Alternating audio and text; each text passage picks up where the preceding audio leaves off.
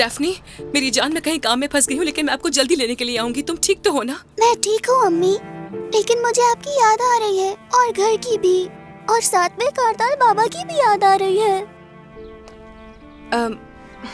ठीक है मेरी जान, मैं अपना काम जल्दी खत्म करके फौरन आती हूँ।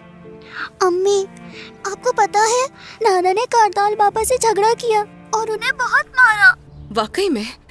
क्या मेरे अल्लाह। अब अच्छा ठीक है, उन बातों के बारे में ज्यादा मत सोचो तुम। हाँ लाओ मेरी जान, तुम अपने कमरे में जाओ, मैं भी आती हूँ, ठीक है? लड़की, ये तुम क्या करती फिर रही हो? हाँ, यहाँ इतना कुछ हो गया, तुम्हें खबर भी है? जिस तरह तुम बात कर रही हो, लगता है तुम अपनी मर्जी से गई होगी उसके साथ। तुम्हारा शौहर यहाँ आया था, कह रहा था कि उमर ने उसकी बीवी को अगवा कर लिया है। आंटी, मैं तुमसे क्या कहूँ तुर्कान, क्या कहूँ अब मैं तुमसे? सच तो यह है कि तुम्हारी उमर के लिए मोहब्बत कभी खत्म ही नहीं हुई थी। क्या हुआ? आंटी बहुत घबराई हुई थी। क्या तुम मुझे घर लेकर जा सकते हो उमर, प्लीज? ठीक है, ले जाऊंगा, लेकिन पहले इस पर दस्तखत कर दो। उमर, क्या हम फिर से तहवील की बात करेंगे? हमने इस बारे में बात कर तो ली थी। हमने कहा था कि हम दोबारा साथ होंगे, तो क्या तुम मुझ पर भरोसा नहीं करते हो? हाँ मेरी जान, जब तुम कारताल से तलाक के लिए अदालत में जाओगी तो ये हमारी पोजीशन को मजीद मजबूत करेंगे, और तुम वहां पर कहोगी कि मैं अपने बच्चे को खुद से दूर नहीं कर सकती और इसलिए मैं इसके बाप से भी सुलह कर रही हूँ और कस्टडी मुझे मिल जाएगी। एक ही हियरिंग में सब कुछ हो जाएगा। समझ रही हूँ, लेकिन फिर भी मुझे नहीं लगता कि ये करना जरूरी होगा।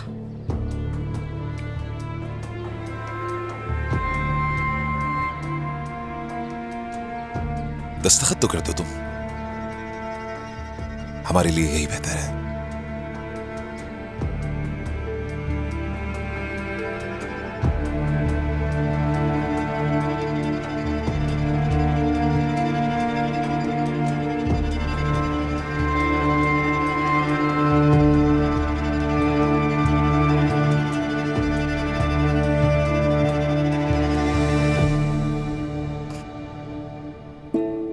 वहां पर भी नहीं है। मैंने कुरमान खानदान का एक एक घर चेक कर लिया, वो उसे वहां पर भी लेकर नहीं किया। ठीक है, मैं आपकी खबर का इंतजार करूंगा।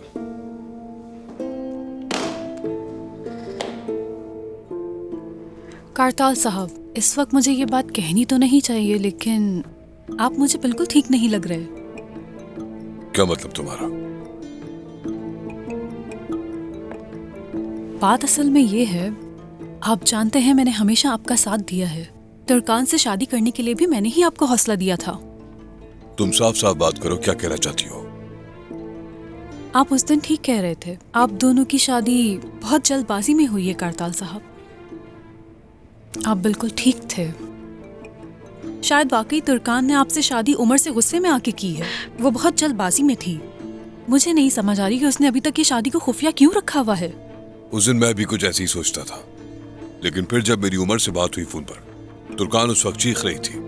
उसने तुर्कान को जबरदस्ती रोका हुआ है।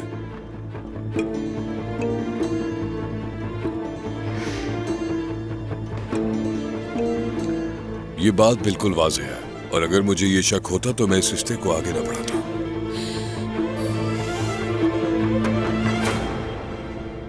उमर साहब पहले ही जचकी का तायुन केस की पावर ऑफ अटर्नी दे चुके हैं। हम कार्रवाई शुरू कर देंगे। लेकिन इस सब में तो बहुत वक्त लग जाएगा। लेकिन कानून के मुताबिक हमें अदालत जाना पड़ेगा।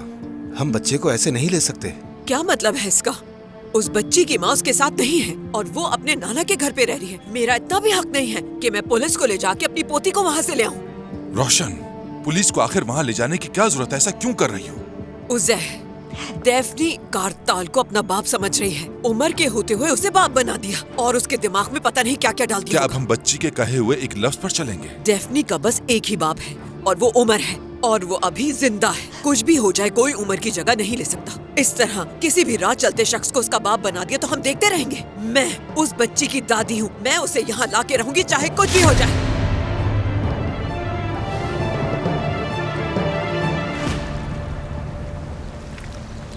ये लीजिए भाई।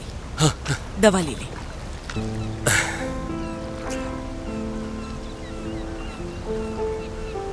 बहुत शुक्रिया नौशाद। भाई, जो कुछ हो रहा है मेरी तो समझ ही नहीं आ रहा। अगर तुर्कान को उसकी मर्जी के खिलाफ रोका हुआ है तो क्या उसे फोन पर हमसे मदद नहीं मांगनी चाहिए थी? बताएं। वो अपनी बेटी से तो बहुत आराम से बात कर रही थी और कारताल को ये लगता है कि उमर ने उसकी बीवी को अगवा कर लिया इसलिए वो यहाँ आया था। ये तो बहुत शर्म की बात है। उसका गुस्सा होना जायज है। आह तुर्कान, ये क्या किया तुमने? काश कि तुमने उस आदमी से शादी न की होती और न ही वो आदमी मेरे दरवाजे पर आता। मैं चाहता हूँ कि किसी तरह उमर तुर्कान को लेकर यहाँ वापस आ जाए इंशाअल्लाह। इस तरह वो आदमी दुश्मन बनकर मेरी बेटी को नुकसान नहीं पहुँचाएगा इंशाअल्लाह। मैं आपको बता रही हूँ भाई, कारताल जितना शरीफ है उतना ही खतरनाक भी। उसकी हालत देखी थी आपने? उमर ने तुर्कान को अगवा किया है, ये उससे बर्दाश्त नहीं हो रहा। अब वो उसे छोड़ेगा नहीं जानता, मैं बिल्कुल कुछ नहीं जानता। मैं तो बस उम्मीद लगाए बैठा हूँ क्योंकि कुछ भी नहीं कर सकता मैं।